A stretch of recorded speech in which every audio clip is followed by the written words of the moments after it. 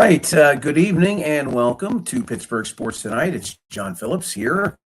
We are on a Monday evening. We're going to let a few people hopefully straggle on in, and we'll get the show going here in just a few seconds. Hope you had a nice Monday. Weather was awful. It was a pretty bad day out there for sure. Got a chance to get out a few times, but I think like a lot of people just tried to stay inside and keep warm as the wind was whipping and, a little snow early in the morning time. But we're going to talk about the Steelers pretty much today.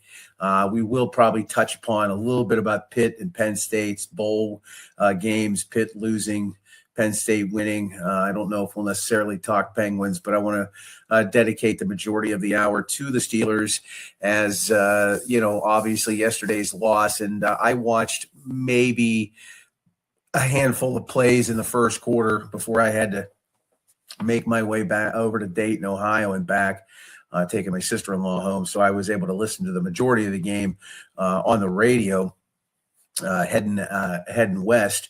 And obviously, got a little chance to catch some highlights here and there. I did not watch the full game back in review, just didn't have any time working today. But kept enough notes and, obviously, listening to the game, you get a good sense of what exactly happened yesterday. And it was just another classic example of Mike Tomlin in scenarios where his team goes on the road against these horrific opponents and he just lays an egg, and he does it at home too. This is now the fifth time since 2020 that the Steelers have lost a game to a sub 500 team that has at least 8 more losses than they do wins. It ties an NFL record, actually. Somebody had that this morning or said this afternoon on X. I think I might have reposted that. In 2023, it happened twice. They lost to the Patriots and they lost to Arizona, both of those games at home. Both of those teams were horrible. And the Steelers laid a dud. I think those were actually in back-to-back weeks, if memory serves me correct, just a few seasons ago.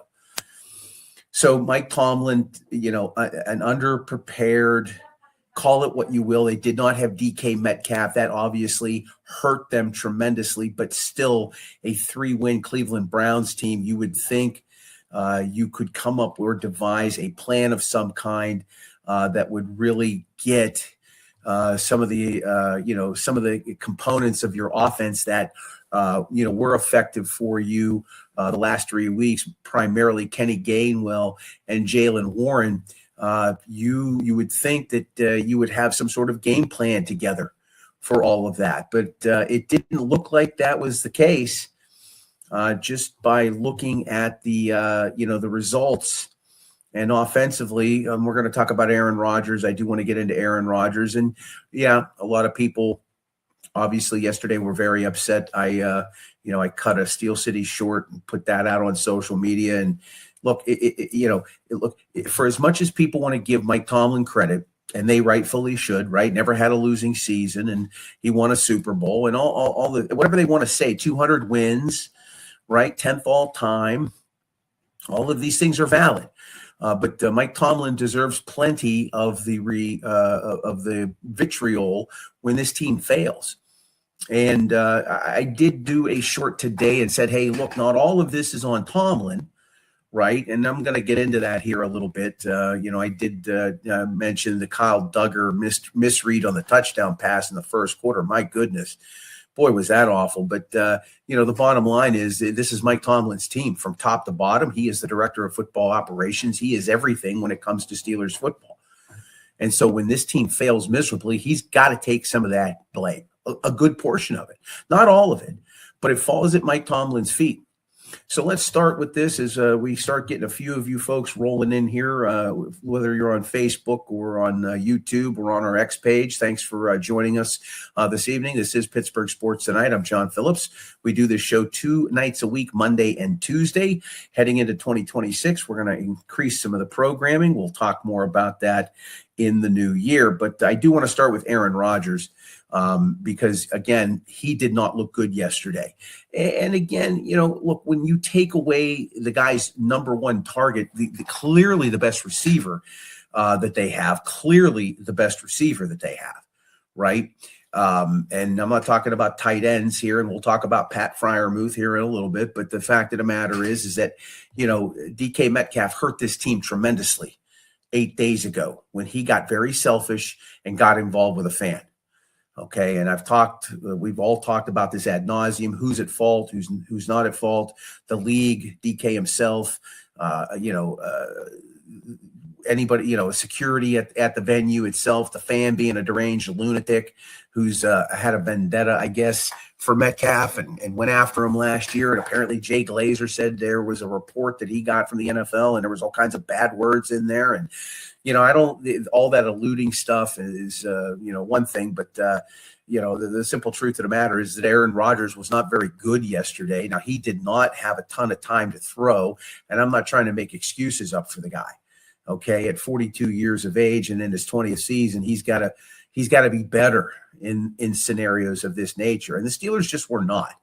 And we can get into a little of the fact that there was that one particular play where on the 4th down and 1 inside the 30 of the Cleveland Browns, he does not check down. He had Freiermuth wide open over the middle of the field. He decides to go with a go route to the corner that was incomplete. And then a turnover on downs. They just decided not to kick the field goal there. And then, obviously some of the choices with MVS, Marquez Valdez-Scantling there on that last drive, they used Pat Freiermuth to get the ball downfield. And then all of a sudden, when they get first and goal or second and goal, they go to he goes to MVS 3 times. And, the last play is a prime example of the things that I've talked about when it comes to officiating in this league. Roger Goodell, I see people talking about, the league is fixed. This is fixed. Everything's fixed. It's not fixed, folks. Okay. Anybody who says that is low IQ or just doesn't understand sports. Okay. The NFL is not a fixed or rigged product. There's too much money involved for it to be a rigged product. Okay, what you have is a league that does not value having full-time officials. Okay. Hello, Monica. Thanks for checking in. You don't have full-time officials because you don't invest in full-time officials. You therefore have guys that work with crews that have a perception of what should be a penalty and what is not a penalty at times. Okay. And so, let's just talk about the 4th down pass to MVS in the corner of the end zone. It was clearly defensive pass interference. You run that at regular speed and at slow motion, it's a DPI all the time. But the official who was in the back corner of the end zone watching that play decided to not throw a flag. The defensive back never turned around and looked at the football. He clearly had both of his hands up, interfering with the arms of MVS. Now, the ball was a little high, but the fact of the matter is that the contact itself should have drawn a flag, and it did not. You got some people on social media saying, well, we always complain about the officials making it the ref show. You either call it by the letter of the law every single time or you don't. And that's where having full-time officials that are on the same page and understand that the rules are set. And if this happens, whether it's in the first quarter, second quarter, or in the last few seconds of a game, if that's what you see, you throw a flag. Because the league does not value having to invest in full-time officials. Well, what are they going to do when the season's over? Training, right? Working with the official, working with the league on what the coaches are talking about regarding, changing rules, things of that nature, putting on clinics, right? You'll figure some things out. You're a multi-billion dollar organization. You'll figure out what you're going to do with your officials in the offseason. Have them work with the UFL, for crying out loud. Have them work with, other officials in these developmental leagues, if you will, because you're taking players from that league as it is. You have a working relationship with them. There are things you can do with the officials, reduce their salary some during the offseason at a certain point. Figure it out. Smart enough people can sit down and figure it out that are making probably more money than they should. But you hire full-time officials, and that problem goes away because now you've got officials that are on the same page, that do this for a living, it's not a part-time job, right? And so therefore the product is improved. You've got better officiating. They understand what a catch is. Oh, the rule states, and then everybody goes by the letter of the rule. And you do that throughout the course of a 60-minute game and into overtime. It was a blatant DPI. It should have been called, but it was not. And I think there might have been like 8 seconds, 7 seconds on the clock at that point in time. So that's one example, and that's a primary example of what I would say is laziness on people's parts to continue a conspiracy theory out there regarding the NFL and being a rigged product. Of course, the league wanted to see the Steelers and the Ravens playing for it all the marbles on Sunday night. It's for the division championship. It's for winner takes all. The stakes are extremely high, and I know the West Coast people are complaining about Seattle and San Francisco being moved to Saturday night primetime. Well, that's a reward for I believe that game's going to be on NBC or on Fox. Look, the networks are always battling for marquee matchups, right? When they put the flex schedule in a few years ago, the TV networks had right of first refusals, but only so many of them because the league wanted to have the best matchups available for Sunday night and prime time. And so they have to work with their TV partners. And the trade-off was, hey, we're going to move this game to Saturday night. It'll draw massive ratings. I don't know, the West Coast people can complain all they want. It's going to draw a huge number. I can guarantee you that there'll be 20, 25 million people watching that game Saturday night. It's going to be a dynamite game. San Francisco and Seattle for all the marbles in the NFC West. Just it's going to be, it'll be fantastic. It really will be. I'm excited to be able to watch that game Saturday night. But the league definitely wanted it, but this is not scripted in any sort of way. And I just mute people, on social media that say these sorts of things because it's just it's a dud, right? It generates clicks and it generates, people talking. And I get why people do it. They do it for engagement because they make a living online. But the league is not fixed. It is definitely, and again, if that were the case, why aren't the Giants and the Jets 17-0 every single year? They're in the, why isn't the LA Chargers and the Rams 17-0 every single year? Why aren't the Cowboys 17-0 every single year? Why aren't the Steelers 17-0 every single year?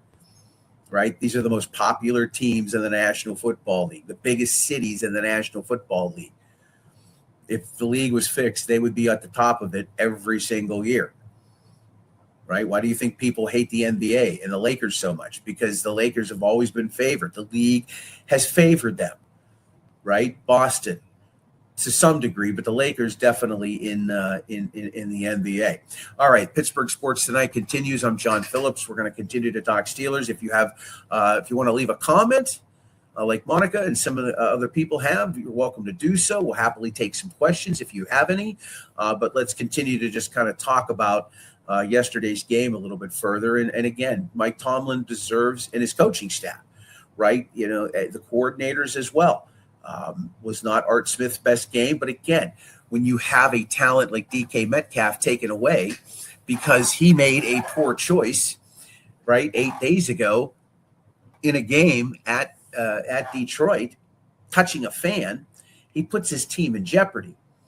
Right? He puts his team in jeopardy. If they have DK Metcalf, this is a completely different scenario. I'm almost certain of it.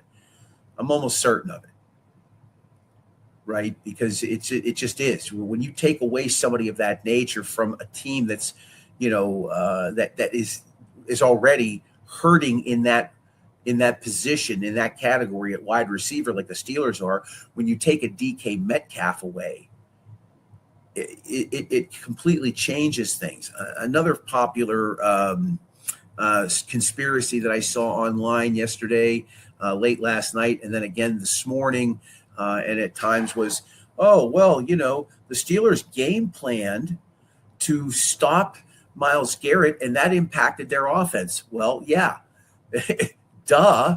They didn't have DK Metcalf, which means they had to chip Myles Garrett. They had to double team him, and they had to play away from him.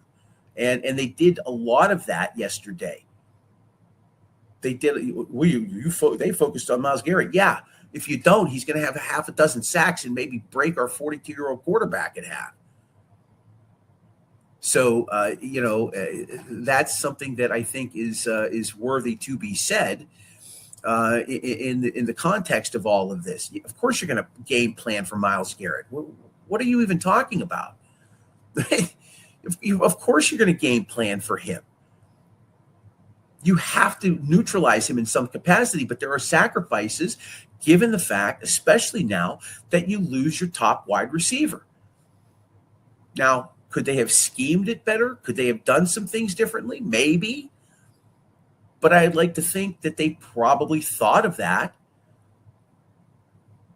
And this was their best scenario in terms of how they're going to play against Garrett and how they're going to run their offense. Rodgers didn't have a whole lot of time to throw yesterday. There were a couple of series late in that game where he had a couple seconds tops, or he was taking the first option, and he wasn't even giving himself a chance to check down to 2 or 3 people. And before you know it, he's throwing, bad passes, incomplete passes, and they're just turning the ball over. The Steelers yesterday, I think they were combined 3 for 16 on third and fourth down. 3 for 16 on third and fourth down. Terrible afternoon for them offensively. They were just really, really bad. And I want to turn that and mute that a little bit. Sorry about that, folks. This whole idea that, again, that what they were doing yesterday was, could have been changed in some capacity that would have benefited them in a greater way. I just don't see it, given the fact that your second best, maybe second or third best offensive weapon, by far your best wide receiver, has been neutralized. Aaron Rodgers, tough day yesterday, 21 of 39 for 168 yards. He took 2 sacks. It was. I keep forgetting that every time I use this laptop that the volume is going to come through at times. But I'm looking for some specific team stats. Here we go. I'm going to probably have to mute this one more time. Jeez, I'll tell you. Sorry about that, folks. I wanted to pull down the third down efficiency. 3 of 15 on third downs and 0 of 3 on fourth down. So the Steelers are combined 3 for 18 in that scenario. Just detrimental to their cause yesterday, and a big reason why they were losers by a score of 13-6. Let's continue to talk a little bit more about some of this stuff. Kyle Duggar, when I talked about the Steel City short that I put together on our various social media channels, I talked a little bit about Kyle Duggar yesterday. And that touchdown pass that Shedeur Sanders threw. He throws a moon ball, and we'll get to Shedeur Sanders in a moment. The people that are riding that guy's jock make me laugh. They really want him to be a superstar so bad. They want him to be a superstar so bad. It's crazy. Kyle Duggar yesterday, I don't know what he was doing on that touchdown pass. Embarrassing. He literally olayed himself. You know how like the matadors get out of the way of the bulls? If you go back and watch that play, he literally ran around that wide receiver when he could have made a play on that ball, but he didn't. And so, when you go back and you talk about, well, this is on Tomlin, this is on Tomlin, this is on the coaching. It is on the players as well. There's plenty of, at this stage, in a scenario like this, there's plenty of blame to go around. And I did say that today, that, look, not everything is Tomlin's fault. As he said in his post-game show, or in his post-game presser, Tomlin said, hey, Aaron Rodgers had several options, especially in that last drive and in other scenarios, the 4th and 1 at the Cleveland 25. He could have easily have chosen to check away from MVS in the waiting seconds. He chose not to. He went to his guy 3 times in a row. The players have to take some of the blame. But the preparation clearly wasn't there. They just were not in sync at all yesterday by any accounts that I can see. And again, I watched a portion of the first quarter. I just, want to be transparent. It was not a good effort by any stretch of the imagination yesterday. All right, this is Pittsburgh Sports Tonight. I'm John Phillips. Thank you for joining us. We will have a live show again tomorrow. It might be a 30-minute show. We'll see. We're gonna continue to try to keep you live and local. Obviously, Pittsburgh Sports Tonight continues on here. I do want to mention that on Sunday, our pregame coverage of the Steelers and Ravens begins at 3 p.m. live from the North Park Lounge. Which is where we broadcast all of our shows from, North Park Lounge, Richland, Hilltop Events Center. You'll be able to check us out there. Throw up the logos there for everybody. Absolutely. We're going to be doing that on Sunday, 3 o'clock start time. We're going to bring you 5 hours of pregame coverage, working on all kinds of guests for the show this week. We want to have a big, big show. We had by far, I think, our best, most interactive pregame show this past Sunday. We will be starting at 3 p.m. on Sunday, live from NPL Richland. If you're in the area, please come on up Route 8, hop up on the hill, 16,000 square feet facility, North Park Lounge, Richland, Hilltop Event Center. Always room, great specials, great food, wonderful atmosphere. They've had it all decorated for the holidays. I would imagine they'll probably be taking that stuff down this week, but it's a great location to watch a game. Tons of televisions, lots of flat screens, lots of projection TVs, good atmosphere, and we're there. So you're welcome to come and check that out. This Sunday, live on X, Facebook, and YouTube. It is Pittsburgh Sports Tonight, and I would be remiss if I did not mention you can follow us on social media. Helps out the channel if you can go check us out, especially on YouTube at Steel City Sunday. If you're following us on X or Facebook, hey, we appreciate your time. We appreciate you coming on board and watching us this evening. It is a pleasure to be able to talk a little sports with you folks wherever you might be. But yes, on all the social media sites at Steel City Sunday. And of course, portions of today's show are brought to us by Arch Masonry and Restoration. They are hiring bricklayers, block layers. They are hiring concrete finishers. I'm actually putting a couple people like that to work starting next week, a couple masons, concrete finisher.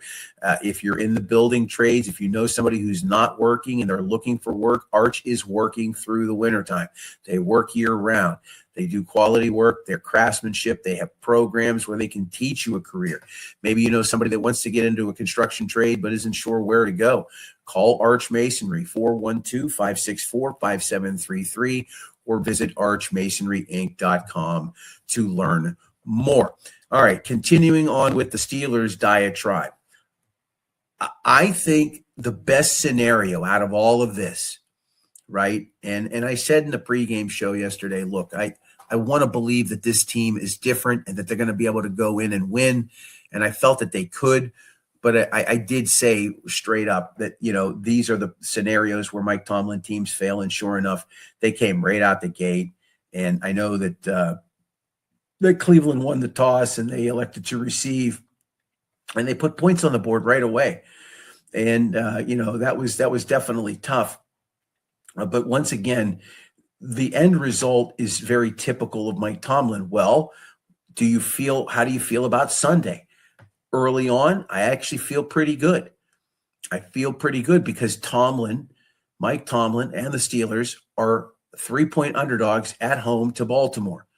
And this is very, very good for the Steelers and Mike Tomlin, because as much as Tomlin has failed in recent years in these scenarios where he is a decisive favorite, and especially on the road against a terrible football team, and the team loses and the Steelers lose outright, Mike Tomlin teams do very well when the pressure's off of them.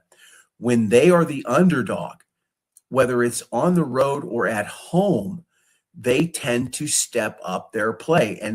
And here is the scenario that I think plays out on Sunday. Okay, and we're going to talk a little bit about LJ8 versus Snoop Huntley starting at quarterback for the Ravens here in just a few minutes. But the thing is this is a great scenario for Tomlin and his team, because now they can be loose. We're the underdog. Nobody expects us to win. I think this team will have a very good – I think they had a horrible practice last week because of what happened with DK Metcalf. You couple that with Christmas and family and those sorts of things, distractions of this nature at this time of year. They're human beings, right? They're human beings. So they're going to have that element that's going to play an impact in their preparation. But in this scenario where they are an underdog at home against their rival, it's just like 4 weeks ago. They were reeling 4 weeks ago, and they went into Baltimore and they punched the Ravens right in the teeth. I mean, they grabbed them by the jugular and just shook them around. And they owned that game. And they did get down early 3-0, but they responded quickly. They got that touchdown, right? Aaron Rodgers walked it in. Unk got a touchdown. Hadn't done that in a while. And he gave him the little discount double check at the end. And the Steelers never lost the lead from that point on. They controlled the game from that point on and won. And so I think this is a great spot for the Steelers right now for them to be in. Right? Obviously, you wanted them to win yesterday, right? Take a week off. But they're not going to get that. I think they'll be focused this week. Clearly, they laid a dud. They laid an egg. It was bad. And now we're back to square one here. You know, all the feelsy goods feelings from the last 3 weeks are gone. And they had some very good wins in there. Right? They beat the Ravens on the road. They came home on a Monday night and they smacked around the Miami Dolphins, who had won 4 straight and 5 of 6, including beating the Buffalo Bills convincingly, I might add. And then they go to Detroit and win. Everything was great. No, you guys don't know what you're talking about with Tomlin and blah, blah, blah. This is the yo-yo effect that I talked about. I don't know if you follow my X page or not. If you're on X at Steel City Sunday, I got up at 4 a.m. last night, couldn't sleep, and I put a little thread together on the history of Mike Tomlin here in Pittsburgh, and I think it was a fair and concise assessment of who he is and what his tenure here has been like. You know, it's hard. It is hard to witness at times, but I think Mike Tomlin is in the best spot he could possibly be in right now, and that is an underdog at home in the final game of the regular season in prime time. He excels in these scenarios. He really does. His teams rise to the occasion for himself. They rise to the occasion. See if they can rise to the occasion on Sunday night when they take on the Baltimore Ravens. All right. So let's talk about the Ravens a little bit. Of course, Saturday night they go into Lambeau Field. The Green Bay Packers had wrapped up a playoff spot. Jordan Love was banged up. They had about 10 starters that were all banged up. So they were not in particularly great shape. And King Henry just did what he does best, and that's run the football. Over 200 yards rushing and 4 touchdowns. He becomes the only running back in the history of the NFL to run for 4 touchdowns with 2 different teams. So clearly this team, which did not have Lamar Jackson, and they had Tyrod Taylor running the show for them, or Tyrod Huntley, excuse me. They had Snoop Huntley running the show for them. They clearly demonstrated that when their game plan is working and their team is cohesive, they're pretty formidable, and they're going to bring that running attack with them on Sunday. I don't know which quarterback I prefer to face. I'm not sure. I don't know which way the Ravens are going to go in terms of who they're going to start. They're probably, I don't know. We'll have to wait and see. I would think John Harbaugh would like to have Lamar Jackson at his disposal. He's only won 3 MVPs since he's been in the league. But if he's not healthy enough, Huntley does give them a veteran presence. He's won games of this nature. I'm not sure who I want to face. I know this. We're going to be tested. They're going to run the football against us, and they're going to pound the rock as much as they can. I don't think they're going to try to throw the football a whole lot. I mean, I believe they will throw the football in some capacity, but I think if the Baltimore Ravens expect to win this game, and if they are game planning like every team does for their opponent, their game plan is to try to run the football 30, 35 times. That's how the Baltimore Ravens control the clock and win games, by eating up yardage on the ground. And Henry, for being over 30 years of age, the guy is hard to bring down. He still has that it factor that running backs tend to lose when they get to that stage in their careers. Henry he's a Hall of Fame type running back right now. When it's all said and done, he's probably going to end up in the top 7, 8 of rushing yards. He might, he could end up maybe top 5, possibly. Touchdowns, in terms of touchdowns scored, he's going to have, I don't know where he stands all time right now, but he'll probably be in the top 10 of that for running backs. Let's see if we can find out here.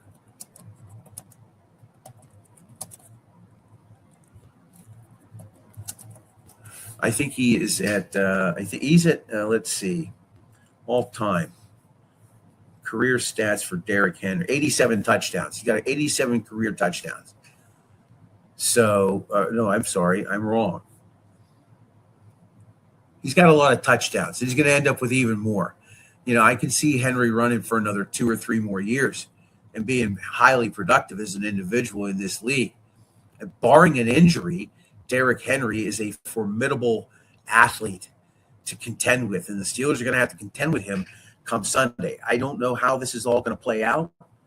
We will talk more about it tomorrow, obviously. But I don't care which quarterback they play. I don't care which one they play.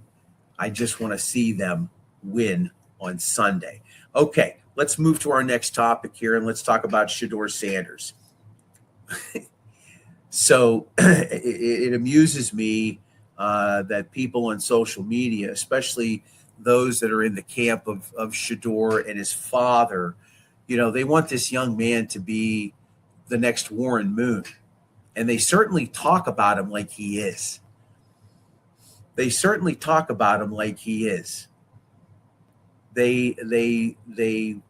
want him to be something that he's not right now. He's nowhere close to being a competent and highly productive NFL quarterback. He's miles and miles and miles away from that. He has had 6 starts now for the Cleveland Browns. 6 starts for Shedeur Sanders, and not great. Nothing to write home about. I know when they won that game against the Las Vegas Raiders that everybody wanted to anoint him as the second coming. And again yesterday, he beat Aaron Rodgers. He was better than him. Yeah, he was, I guess. He threw for most of his yards in the first quarter. He had 2 interceptions. he throws a moon ball that's just not very pretty. Quite frankly, the touchdown pass that he threw should have been intercepted by Kyle Duggar had he made a better read on the play. Shedeur Sanders has, I think, a whopping 16 passes of 10 yards or more in 190 attempts. The kid's not – he was drafted properly in the 5th round. There's a reason why Shedeur Sanders, and it's not racism. I love people that say that. Oh, look, the kid that I can't believe they drafted all these other quarterbacks ahead of him. As I've stated, this league, that position, by far the hardest one to find somebody that can develop into an elite quarterback. There are only so many of them. You have a handful of elite quarterbacks, right? You have your Patrick Mahomes, your Lamar Jacksons, you have your Josh Allens, okay? You have your Matt Staffords. Matt Stafford is an elite quarterback. Then you have a level just below them, right? You got Brock Purdy's, you got Jared Goff's, you've got Justin Herbert's, you've got, younger quarterbacks that are starting to come up and develop. Drake May, Caleb Williams is having a very good second year, right? There are others. There's a few others in there. Talk about, Cam Ward's development this year all you want, but to find the elite quarterbacks is it's very much a crapshoot. Take a look at how many quarterbacks have been taken in the first round since 2020, and how many are regular starters in the league. It's only a handful. It's only a handful. And that's because the position is ultra demanding. We're getting some more questions in here from our chat. Bruce Harper checking in. Do you feel the Steelers are choking, or do you feel they will win this weekend? Okay. I think Tomlin's a Hall of Fame coach, but maybe his time has come and gone. What do you think, Bruce? I think I've been very public about it. Thank you for chiming in. Do I think the Steelers are choking, or do I feel like they'll win this weekend? I feel like right now they're in a good position because they are a 3-point underdog. Do I think Tomlin is a Hall of Fame coach? If Mike Tomlin were to retire tomorrow and never return to coaching, in 5 years' time, there would be a bust of him in Canton, Ohio. He would be a first ballot Hall of Famer. Top 10 all-time wins, a Super Bowl victory, never had a losing season. There you go. Absolutely. But is his time up? Yes. We all have a shelf life. Coaches in the National Football League, in professional sports, have a shelf life. And I've said this. I said this in my X post from early this morning, which is pinned right now. If you go to my X page at Steel City Sunday, you can read it. There's I just went on a rant, and I think it was 25 or close to 30, tweets within that thread. It's like being a starving human being, and the only thing you have on the shelf to eat is a World War II ration. And when you open it up and you eat it, it makes you sick. You get taken to the hospital. They pump your stomach. They give you an expensive bill, and they send you back home. You're hungry. You're tired. You're broke. And you're staring at the same rations that you had no other choice to eat earlier. That's what I equate Mike Tomlin to, a World War II ration. It's like consuming something that you just don't want to eat, but you got no choice, and it makes you sick. Tomlin has run his course. I didn't have time to research it today, but I'm going to do it tomorrow. I'm going to tell you right now, Bruce, the thing that I'll have for tomorrow's show is going to blow your mind. And it's going to deal with coaches in the NFL that won Super Bowls and how long it took them to be relieved of their duties and how many seasons they didn't win a playoff game. I started it. I'm early in it, but I'm going to put this together. It's going to blow your mind because Mike Tomlin is a favored human being right now. He is tremendously protected by the Rooneys, and I've said this before. Thank you for the comments. Well said from Bruce. Even coaches like Pete Carroll have a shelf life. His is most definitely expired here, Bruce. And that's okay.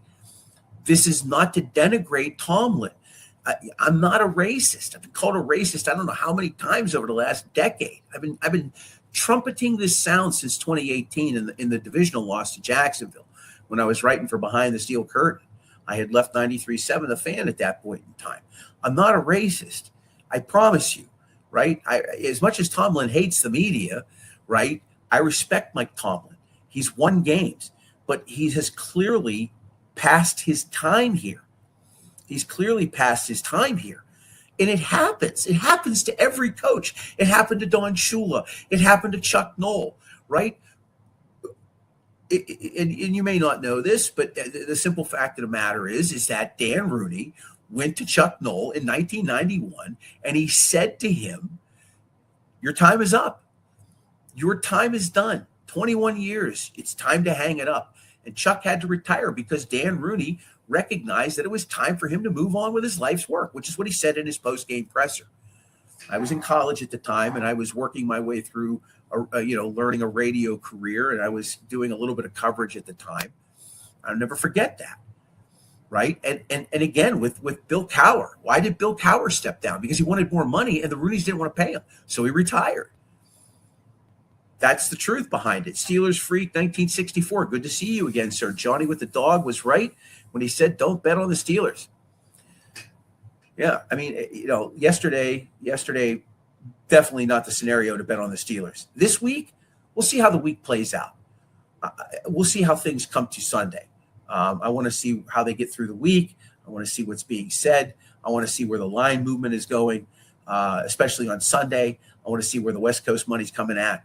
I think early indications right now is I like where the Steelers are at right now in terms of a win on Sunday.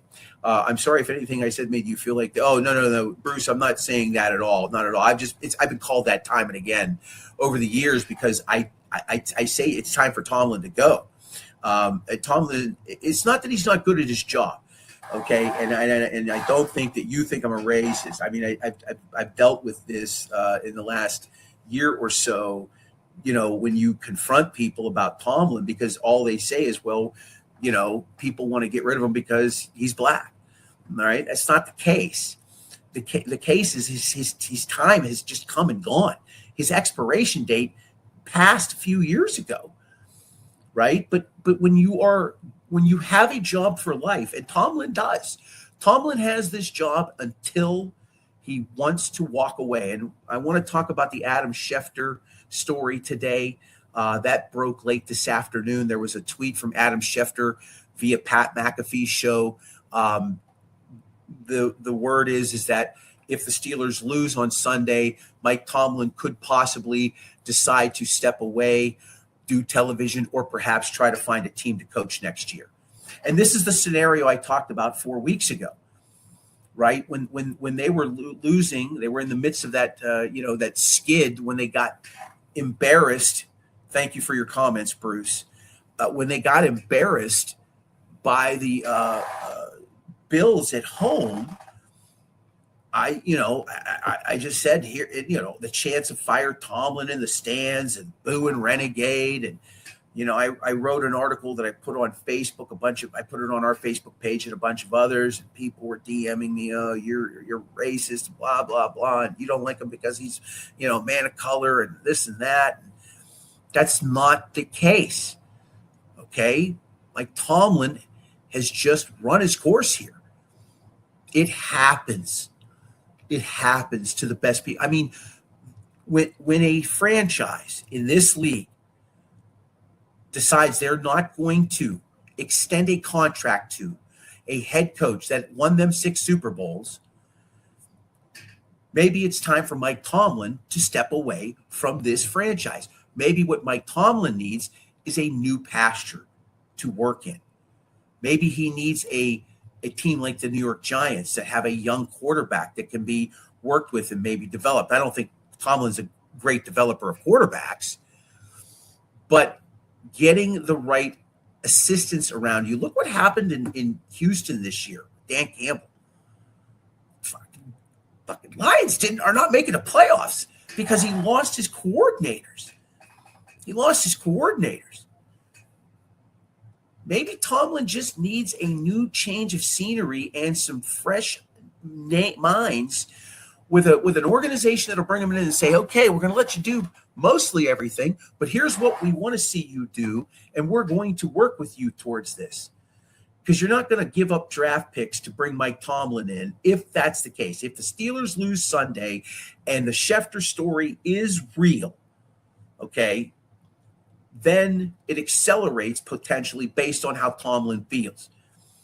Because I still think Tomlin would love to be the all-time winningest coach in Steelers history. He's only a couple away from Noel's regular season mark. He just needs a few more wins. I'm sure he would love to have that feather in his cap. But maybe for Mike Tomlin, he's had enough. It's possible. I feel maybe Tomlin should try to coach at Penn State. Well, they just hired a head coach, and they're good in that department. Steelers freak. The record-breaking bad playoff results over the past decade make the issue about performance not pigment. I don't know if that was a misspell or not. They've had terrible results, and that's part of what my X rant was about, to be quite honest with you. I in detail went over his 19 seasons here. The 18 prior that are complete have just 4 seasons where he's won a playoff game. 4. And as I mentioned on the pregame show yesterday, the longest drought that Bill Cowher had, and if you remember Cowher's tenure here, and I covered a portion of that. I covered a good portion of it, actually. Because I used to work on Ardmore Boulevard at their radio flagship. It was 3 seasons. Cowher never went more than 3 seasons between playoff wins. Chuck Noll never went more than 4. And now you've got Mike Tomlin working on an 8th season. And mind you, he had a 5-year stretch in between wins as well. So he's only had playoff wins in 4 seasons, folks. Only had playoff wins in 4 seasons, ladies and gentlemen. You're starting to get the picture here, right? You see what we're talking about? We're talking about a team that just does not do well under him. They historically have not. How do you only record playoff wins in 4 of your 18 seasons and continue to keep your job after not winning a playoff game in 8? I've gone over that ad nauseum as to why as well. Why do you feel the best NFL play-by-play on network television today is who do you feel is the top color commentator? Bruce, thank you very much for the question. I'm partial to still Jim Nantz and Tony Romo. I know Tony Romo has been taking a lot of heat lately. Tom Brady's growing on me. I like Tom. He's the GOAT. He's the GOAT. I've said it for a long, long time and was hated for it as well, But Brady he's pretty good too. Ian Eagle's pretty good as well. I like listening to him. He calls a pretty good game. We appreciate all your comments in our chat section here. It is Pittsburgh Sports Tonight. A couple more minutes, and then we're going to wrap up here. And I'm going to call it an evening here. We will be back on the air tomorrow. We hope you join us, whether it's on X, Facebook, or YouTube. We do appreciate your comments. There are fans out there like me who supported Tomlin for a while, but have soured. Yeah, look, again, you souring over Tomlin is understandable, right? It's you want to see wins. You want to see wins. We're used to stacking Lombardis here. And when you go 8 seasons without a playoff victory, nobody survives that. Why has Mike Tomlin survived that? I've said why, which is why I bring up the thing regarding racism, because he is a Rooney Rule hire. He's a Rooney Rule hire. He was hired by Dan Rooney. Even though Art was the president of the organization, Dan picked him to take over a roster that was filled with talent from a Super Bowl win just 2 seasons prior. He had only spent 1 year as a defensive coordinator in Minnesota. He didn't do anything special up there in that one season. But according to, the Steeler brass, their brain trust, when they interviewed him, they blew him away. Mike Ostie brought it up yesterday. That was the comment. Everybody thought Russ Grin was going to get the job. Somebody from the Post-Gazette actually reported it. I think it was, I don't want to say who. Somebody reported that the job was his. But it turned out that wasn't the case. The simple truth is that he's a Rooney Rule hire, and Art Rooney II is never going to fire him. He's never going to tarnish his father's name. Okay, and the Rooney Rule's a very good rule. It was put in place for a good reason. They wanted to give minorities more opportunities at interviews and potential coaching and general manager positions, and there's nothing wrong with that. But there's nothing wrong with pointing it out either. That doesn't make you a bigot or a racist. It's just what it is. Bruce says he likes Brady too, but he's scared to say the truth sometimes. He feels like he's scared to say the truth sometimes. I don't think so. I think Tom's. Look, he's not so fresh off of the end of his career where he doesn't feel like he wants to hurt people's. You know what I mean? Like these ex-players, I think, do a pretty good job of being objective and being critical, but not derogatory, right? And not defaming the players that are out there on the field, because they themselves made a living playing football between the hashes. But I think he does a pretty good job. I think he's getting better. I think he'll get better over time, for sure. All right, a couple quick comments on Pitt and Penn State. By the way, Chris Boswell, what's going on with him? He's missing field goals now. More than he has in recent memory. I don't want to see that trend continue, but everybody eventually slips.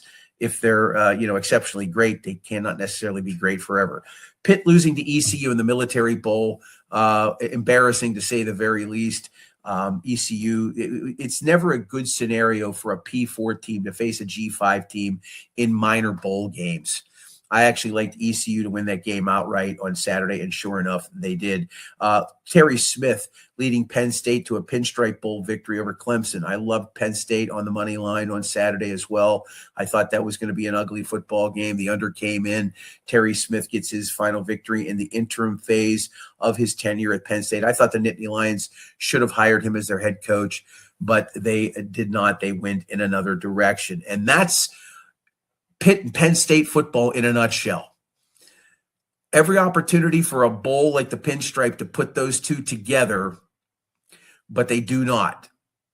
And we'll never know the true story, whether it was Pitt or Penn State that didn't want to play one another. The Pinstripe people came out and said, well, Clemson's going to provide a better TV matchup. That's all bupkis. It's all absolute bupkis. I feel the Rooney Rule was good at the time. Otherwise, minority candidates, black candidates would not have been considered. Absolutely. Absolutely. The rule was put in place for a good reason. I'm not denying that. I'm just saying that, Mike Tomlin didn't jump off the page at anybody after one season as defensive coordinator of the Minnesota Vikings. But apparently he was such an amazing interviewer that the Steelers had to hire him. They handed him a Super Bowl roster filled with people from the, 2005 championship team. And to his credit, he got them to 2 Super Bowls in 4 seasons, and he won one. It was maybe a Rashard Mendenhall fumble away from possibly winning a second. But we've seen Tomlin now since then.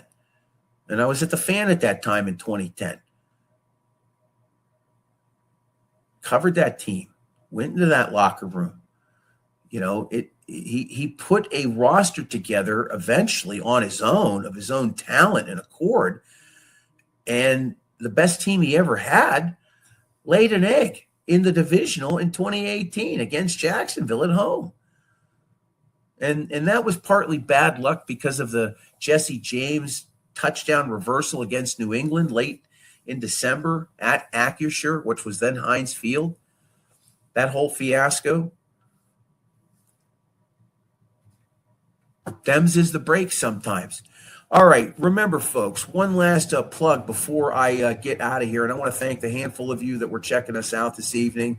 Don't forget, if you're not subscribed, especially on YouTube, please go support the channel. X as well. Go check us out on Facebook. I try to put content up every single day. We have daily programs now, 4 nights a week. But please check us out on all of our social media sites. We would greatly appreciate that. I will be back in here tomorrow at 7 o'clock. I may have a guest at 7:30.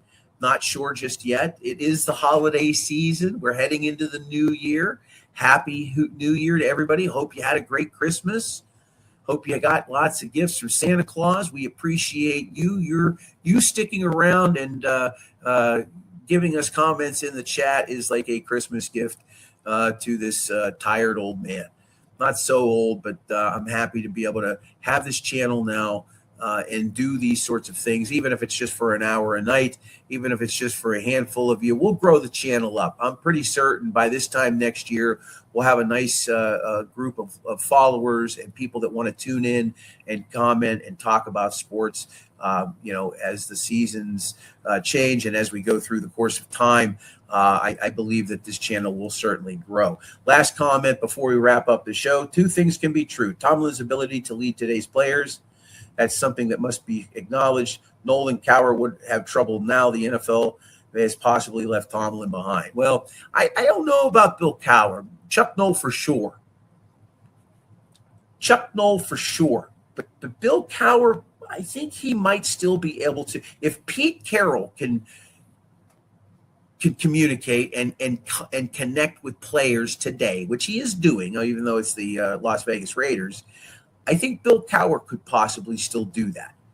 That's the only thing that I might disagree with you on that one, Steelers Freak. I appreciate you coming on board. All right, with that being said, we're going to put a wrap on the show this evening. We'll be back tomorrow at 7 o'clock. Talk a little bit more about maybe possibility of the Adam Schefter story.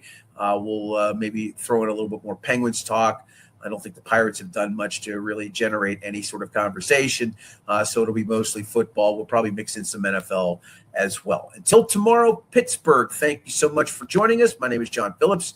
This has been Pittsburgh Sports Tonight, right here on our X, YouTube, and Facebook page, and we want to thank our good friends at It's a Wrap Sports for continuing to help us produce the show. Good night.